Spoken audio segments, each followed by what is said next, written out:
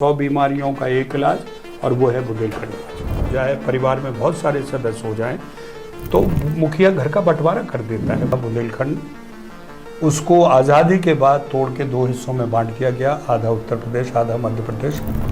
हम दो प्रदेशों के पिछवाड़े हैं।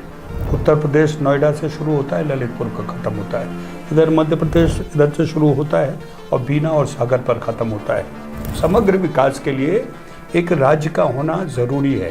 इतना आज जो मारकाट मची हुई है, आज जो हपड़ा धपड़ी मची हुई है, बिल्कुल नहीं। तो ये एक सही समय है। हमारा सीएम होगा, हमारा डीएम होगा और हमारा ही चपरासी होगा। ये जो है ना, ये सही है। स्वतंत्र बुंदेलखंड और सफल बुंदेलखंड। नमस्कार। तो इस वक्त हमारे साथ मौजूद है मशहूर अभिनेता और बुंदेलखंड विकास बोर्ड उत्तर प्रदेश के वाइस प्रेसिडेंट राजा बुंदेला जी। सर, सबसे पहले तो आपका बहुत बहुत स्वागत है। धन्यवाद। सर, जिस तरह से बुंदेलखंड को पृथक राज्य बनाने की मांग काफ़ी लंबे समय से चल रही है, इसी कड़ी में मेरा आपसे सवाल एक ये है कि आखिर बुंदेलखंड को पृथक राज्य बनाना क्यों ज़रूरी है? पहली बात तो आपको बता दूं कि ये कोई नया राज्य नहीं बनना है। मुगलों के समय में बुंदेलखंड एक सूबा था, उसके बाद अंग्रेज़ों के समय में भी था, जिसका एक अपना नाम था बुंदेलखंड। उसको आज़ादी के बाद तोड़ के दो हिस्सों में बांट दिया गया, आधा उत्तर प्रदेश आधा मध्य प्रदेश, और बुंदेलखंड का अपना अस्तित्व ख़त्म कर दिया। कागज़ों पर, पेपर में, ज़बानी, उसमें तो बुंदेलखंड है, लेकिन एज सच कोई जगह नहीं है जो बुंदेलखंड की हो। तो एक तो वो बात है। दूसरी, हम दो प्रदेशों के पिछवाड़े हैं। उत्तर प्रदेश नोएडा से शुरू होता है, ललितपुर का ख़त्म होता है। इधर मध्य प्रदेश इधर से शुरू होता है और बीना और सागर पर ख़त्म होता है।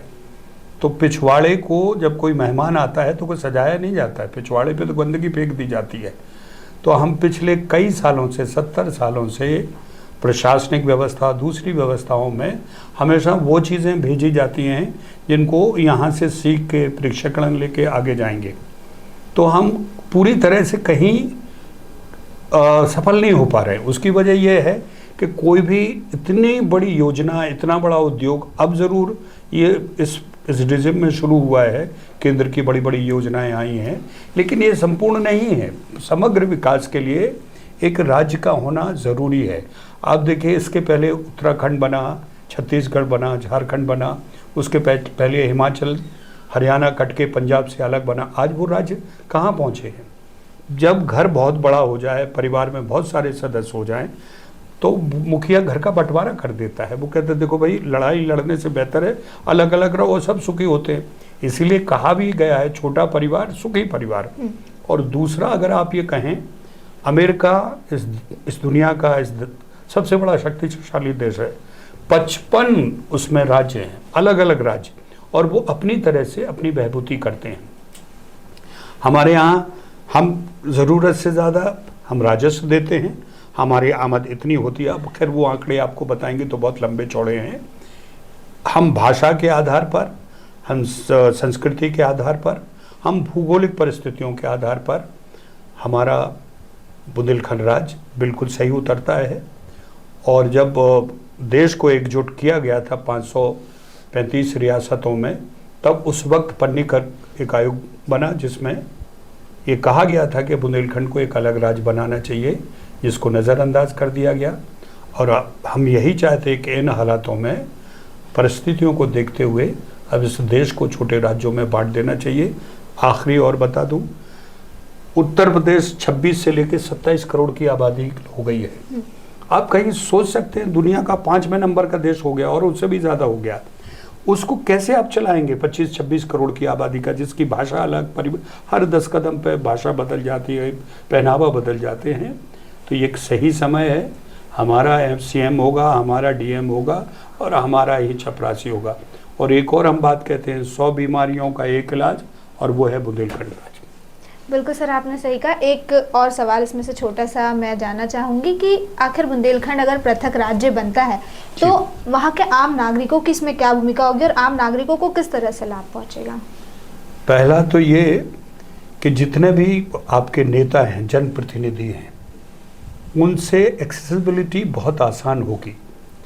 जैसे उत्तराखंड में हर आदमी एमएलए से मिल सकता है, हर आदमी संसद से मिल सकता है, लेकिन मध्य प्रदेश, उत्तर प्रदेश में किसी भी समस्या को लेकर मजदूर को, किसान को महीनों लग जाते हैं। आपको हम बताएं, जैसे ललितपुर की अगर आप हाई कोर्ट बेंच को देखें तो एक इलाहाबाद है और दूसरी लखनऊ है। इलाहाबाद पहुंचने में उसे 2 दिन लगते हैं, लखनऊ पहुंचने में 1 दिन लगता है। ऐसी परिस्थितियों में जब आपकी न्याय व्यवस्था मीलों दूर हो, आपको उन तक पहुंचने में ही तकलीफ हो, तो एक्सेसिबिलिटी आसान होगी, लोगों को अपनी बात कहने में आसान होगी। और तीसरा, उस भूभाग का जो जनप्रतिनिधि होगा उसके पास भी जिम्मेदारियां कम होंगी। इतना बड़ा भूभाग्य नहीं होगा कि 25 लाख का एक कॉन्स्टिट्यूंसी है, फिर 5 लाख की, 4 लाख की, 3 लाख की, तो वो एक सांसद को पता होगा कि इसकी क्या समस्या है, विधायक की क्या समस्या है। चौथा, जब आपका प्रदेश होगा तो उस व्यवस्था की जिम्मेदारी आपके हाथ में होगी। जो राजस्व आपको मिल रहा है उसको किस हिसाब से उसको बांटना है, कितना किसान में चाहिए, कितना एजुकेशन पे चाहिए, कितना स्वास्थ्य पे चाहिए, कितना स्टूडेंट पे चाहिए, अभी हम नहीं तय करते, बुंदेलखंड ही नहीं तय करता है। तय या तो लखनऊ से होता है या फिर भोपाल से होता है। भोपाल और लखनऊ की जो समझ बुंदेलखंड की है उस हिसाब से उसका वितरण करते हैं। वो चाहे क्वालिफाइड हो, चाहे वो सेटिस्फाइड हो, लेकिन करते वो अपने हिसाब से।